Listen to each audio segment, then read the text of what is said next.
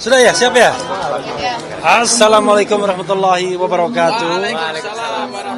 Kawan-kawan semua, media massa ya, yang setia menunggu kami.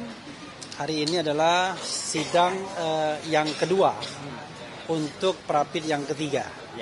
Gitu ya. Prapit ini seperti yang kawan-kawan ketahui bicara mengenai ganti rugi. Nah, kalau kita bicara ganti rugi itu ada dua unsur sesungguhnya. Ada unsur yang sifatnya subjektif, ada unsur yang sifatnya objektif. Jadi yang subjektif itu ya tentu kita ajukan sebagai kerugian imaterial ya, yang memang namanya subjektif imaterial ya kita kemukakan, tetapi bisa juga diobjektifikasi. Masa sih orang yang ditangkap misalnya tidak ada rasa cemas, tidak ada perasaan-perasaan psikologis dan lain sebagainya. Bahkan sebenarnya sakit itu sendiri di-trigger oleh penangkapan dan penahanan kan, yang tidak proper. Misalnya kalau Dokter Tifa kan lebih gawat lagi. Pada hari hanya dia harus ujian seminar hasil untuk disertasi dan terpaksa dilakukan di ruang Kamnek. Jadi rasanya tidak mungkin lah kalau di situ tidak ada kerugian imaterialnya ya. Nah, kerugian materialnya ya kita pahami bahwa memang kita kesini nggak ada ongkos, ya kan? Kendati demikian, ya, memang tidak ada yang namanya loss of opportunity ya, opportunity loss-nya pasti ada kan? Mas Roy tidak bisa melakukan aktivitas yang barangkali produktif ketika selama 4 hari 19, 20, 21, 22 itu dalam proses penangkapan dan penahanan 4 hari. Jadi apalagi Mas Roy kan seorang doktor gitu. Jadi karena itu apa yang kami ajukan itu sangat moderat nilainya, 106 ya. Cuma lewat 6 juta aja dari maksimumnya, dan kemudian untuk imaterial memang tidak mungkin juga diatur di dalam peraturan karena itu sifatnya sangat subjektif dan sangat situasional. Karena itu 206 juta rupiah itu adalah ukuran yang masuk akal ya. Kecuali kalau kita minta 1 triliun, nah itu nggak masuk akal ya. 206 juta rupiah masuk akal, dan kita sudah dedikasikan untuk lembaga-lembaga sosial yang akan ditunjuk kemudian. Itu dari saya, tapi saya ingin memberikan kesempatan kepada kawan-kawan yang tadi hadir. Bang Ristan. Okay. Aku dulu silakan. nanti. Ya, nanti saya. Ya. Jadi setelah kita mendengar jawaban dari Polda, penyidik Polda dalam hal ini termohon, intinya adalah mereka menyatakan putusan pra-peradilan pada tanggal 7 Juli kemarin, di mana ada upaya pra-peradilan yang kita lakukan, diputus bahwa upaya peradilan yang dilakukan, baik penahanan, penangkapan, penggeledahan, itu dinyatakan tidak sah. Nah, itu mereka menyatakan bahwa tidak serta-merta ada ganti kerugian. Itu tadi poin pokoknya ya, secara garis besar. Tadi sudah disampaikan oleh Bang Hera juga, imaterial apa segala. Padahal kalau kita melihat bahwa putusan pra-peradilan kemarin pada tanggal 7 Juli, bahwa benar dinyatakan putusan peradilan itu dinyatakan baik secara substansial maupun secara prosedural dan abuse of power itu sudah dilakukan oleh penyidik, sehingga putusan peradilan kemarin dinyatakan tidak sah, sehingga ganti rugi daripada ini melekat secara sah pada undang-undang, sehingga kita melakukan upaya peradilan hari ini. Jadi apa yang dikatakan oleh penyidik tadi tidak serta-merta itu tidak benar gitu ya, karena memang ada putusan undang-undang juga menyatakan bahwa apabila ada penuntutan, penahanan dan juga penahanan dan penangkapan, dapat dilakukan ganti rugi atas apa yang telah dilakukan oleh penyidik dalam hal ini Polda. Jadi nanti jawabannya nanti kita akan berikan secara jam 2 secara tertulis, dan intinya adalah apa yang disampaikan oleh penyidik Polda tidak benar gitu. Ya. Oke, mungkin daripada yang lainnya. Oke, terima kasih. Assalamualaikum warahmatullahi wabarakatuh. Syukur alhamdulillah hari ini kita panjatkan kehadirat Allah, sampailah pada agenda kita yaitu ganti rugi. Seperti yang sudah dipaparkan oleh rekan kita, Bung Erhan dan rekan kita yang lain, Tristan, bahwa betul adanya bahwa ganti rugi ini memang hakikatnya diatur oleh undang-undang. Bukan serta-merta kita yang mau. Bukan kita yang mau, tapi memang undang-undang memerintahkan itu. Apalagi ada dasar hak, alasan hak yang memang pantas dan patut untuk diajukan ganti rugi. Seperti tadi yang diceritakan oleh rekan kita Bung RH bahwa ada traumatik, ada rasa kecemasan di sana di saat penangkapan. Jadi sudah sewajar dan sepatutnya lah itu dinilai dan memang aturan-aturan itu memang ada dan kita tidak melakukan satu pelanggaran-pelanggaran hukum di sana. Jadi untuk itu mungkin kalau akhirnya Pak termohon menyatakan ini patut ditolak dan lain sebagainya, ini sudah tidak memenuhi aturan hukum sebenarnya. Malah justru termohon harus menyadari bahwa aturan ini memang ada di dalam aturan undang-undang dan ini wajib dan harus ditaati oleh peraturan. Dan apalagi putusan kita yang kemarin itu sudah melandasi bahwa diperintah dan boleh kita mengajukan itu di dalam pra peradilan selanjutnya. Dan untuk itu sekali lagi saya mengucapkan terima kasih pada rekan-rekan yang hari ini masih setia mendampingi kita, menyertai kita, membersamai kita. Mudah-mudahan semua perjuangan yang sudah dilakukan oleh para YouTuber, para TV nasional, mudah-mudahan semua mendapatkan jalan yang baik di sisi Allah. Mungkin itu saja ya. Saya tambahkan sedikit ya sebelum Gafur. Jadi gini, ada satu poin tadi soal kewenangan. Kata termohon bahwa majelis hakim tunggal tidak mempermasalahkan bahwa itu tidak berwenang, tetapi penggunaan kewenangannya. Iyalah, nggak mungkin juga kan seorang penyidik tidak berwenang, karena kewenangan itu diatur undang-undang. Tetapi siapapun di Republik ini, kalaupun Anda punya kewenangan, dan pasti ada, setiap penyidik pasti ada kewenangan yang diatur undang-undang, tetapi Anda tidak boleh sewenang-wenang dalam menggunakan kewenangan tersebut. Nah, itulah adanya lembaga pra-peradilan yang dimasukkan sebagai kontrol atau alat kontrol bagi kekuasaan. Jadi Anda punya kekuasaan yaitu untuk menahan, sebelumnya menangkap, sebelumnya melakukan penggeledahan, tetapi penggunaannya tidak boleh sewenang-wenang. Nah, salah satu ciri tidak sewenang-wenang itu harus ikut tata cara yang ditentukan oleh peraturan perundang-undangan. Dan kalau tidak mengikuti tata cara yang ditentukan oleh peraturan perundang-undangan, maka bisa dikatakan itu adalah sebuah tindakan yang tidak absah atau tindakan yang ilegal atau tindakan yang tidak sah. Gitu ya. Oke, silakan. Ya, Bung Gafur. Ya, sebelum Mas Roy ya, barangkali saya mau memberikan beberapa catatan saja bahwa dalam jawaban yang disampaikan oleh Polda Metro Jaya, pertama mereka tidak mengakui adanya kekeliruan dalam hal penangkapan, penahanan, dan penggeledahan. Padahal jelas-jelas dalam putusan pra-peradilan yang pertama, penggunaan kewenangan Polda Metro Jaya pada tanggal 19 Juni berupa penangkapan, penahanan, dan penggeledahan pada jam 7 pagi itu telah dinyatakan oleh pengadilan dan ini dinyatakan oleh negara loh bahwa itu sewenang-wenang, melanggar hukum, tidak punya dasar yuridis, dan kemudian melampaui batas. Kenapa melampaui batas? Karena Mas Roy dan Bu Tifa sejatinya sejak dilaporkan oleh Pak Jokowi selalu patuh, kooperatif, bahkan pada saat menjalani kewajiban wajib lapor di Polda Metro Jaya, tidak pernah satupun mereka mangkir. Dan itulah yang menjadi dasar kenapa penangkapan, penahanan, dan penggeledahan itu dinyatakan batal atau tidak sah.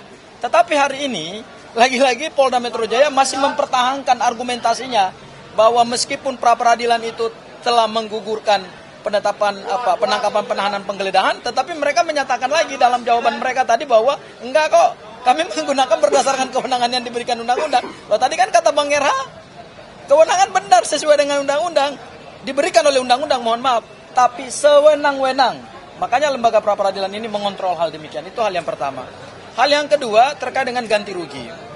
Ganti rugi itu adalah mandatori undang-undang. Ya, kenapa pembuat undang-undang atau kenapa di negara ini ada ketentuan terkait dengan ganti kerugian supaya aparat penegak hukum itu dalam menangkap, menahan seseorang itu tidak boleh sewenang-wenang. Karena kalau sewenang-wenang kemudian hanya dasarnya minta maaf dinyatakan tidak sah, Kan kasihan orang gitu loh.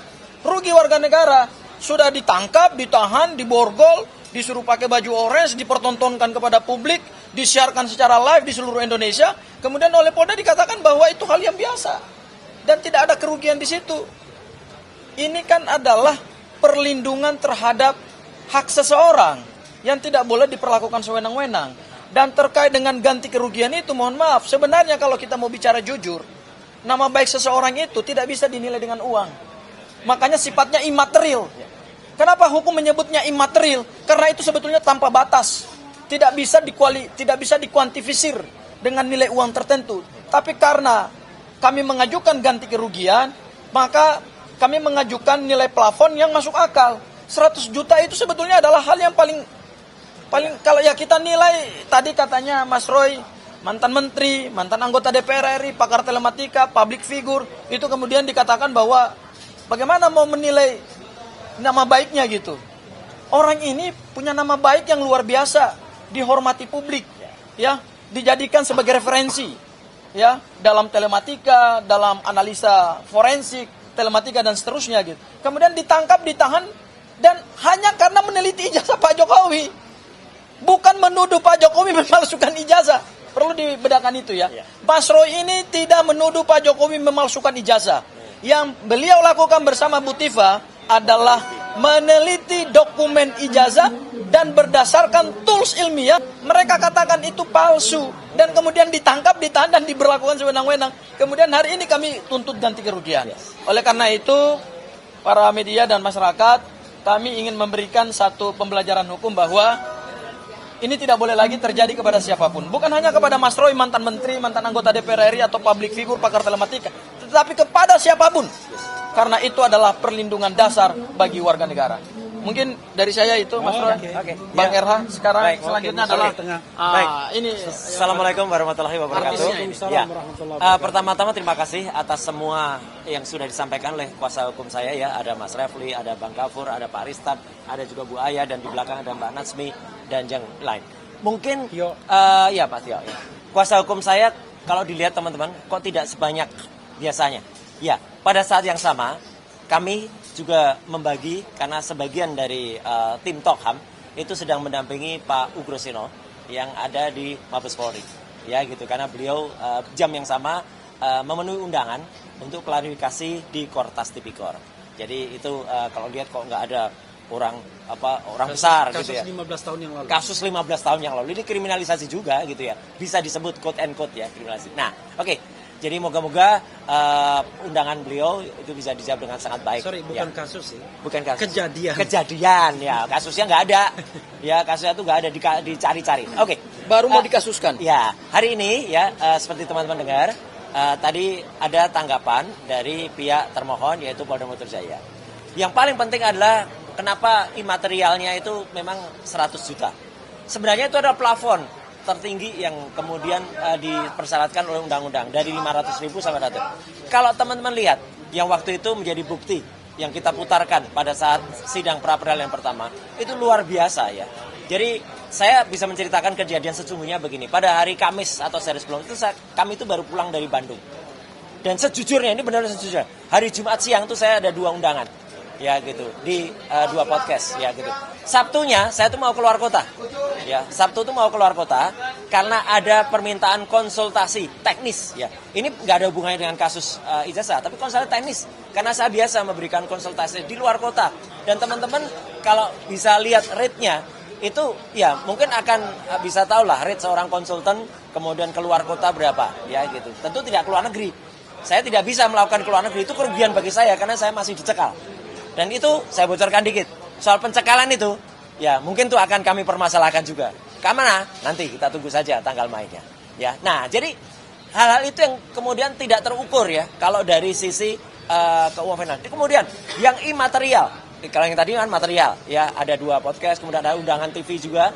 Kemudian ya undangan TV, terima kasih teman-teman. Saya menghargai teman-teman semua. Ya tentu tidak akan saya bocorkan berapa yang didapatkan sebagai uang transport. Tapi artinya kalau kemudian undangan konsultasi keluar kota itu tentu ada yang lain dan harusnya saya bermalam di kota itu ya, dan kemudian saya harus menginap di tempat lain bukan di rumah. Perkara menginapnya itu di rumah sakit itu justru karena akibat dari kadar gula saya yang tiba-tiba melonjak sangat drastis ya, gitu, hampir mencapai 400, dan juga tekanan darah saya yang hampir mencapai 200. Itu tidak pernah terjadi kayak gitu. Ya itu gara-gara itu kalau dinilai ya, poin materialnya sangat tinggi itu.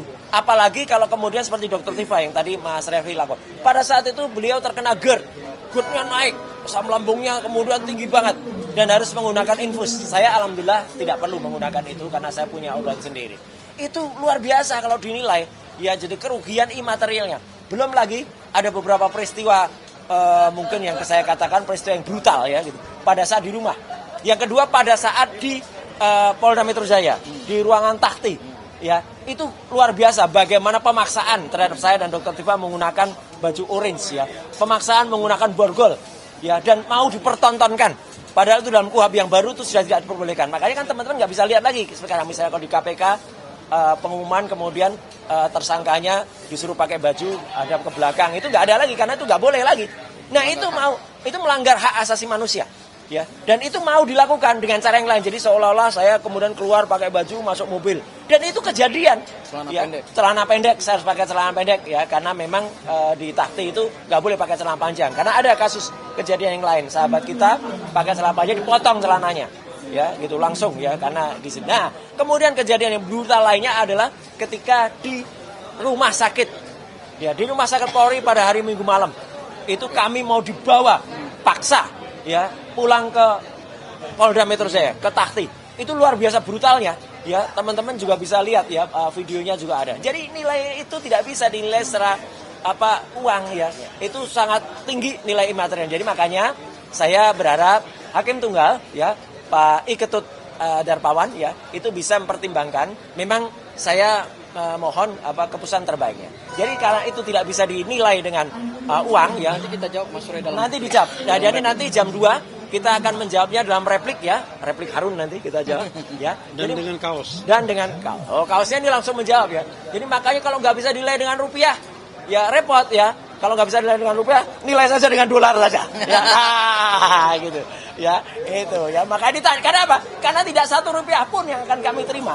Ya, gitu. Makanya dolar juga nggak apa-apa, ya. Lihat nih, tersenyum dari Washington melihat dolar yang ada. Ya, saya kira itu aja. Ya, jadi kita tunggu nanti jam 2 siang, ya, replik atau tanggapan dari tanggapan kita. Dan nanti mungkin ada duplik juga dari mereka ada ngejawabnya. Jadi hari ini maraton sangat panjang, dan di saat yang sama sekali lagi kita mendoakan moga-moga Pak Ugroseno, ya, sebagai senior kita itu bisa menjalani undangannya di Kortas Tipikor di Mabes Polri. Saya kira itu teman-teman, sekali lagi terima kasih atas kehadirannya. Cukup, ya. Wassalamualaikum warahmatullahi wabarakatuh. Waalaikumsalam warahmatullahi wabarakatuh. Ya.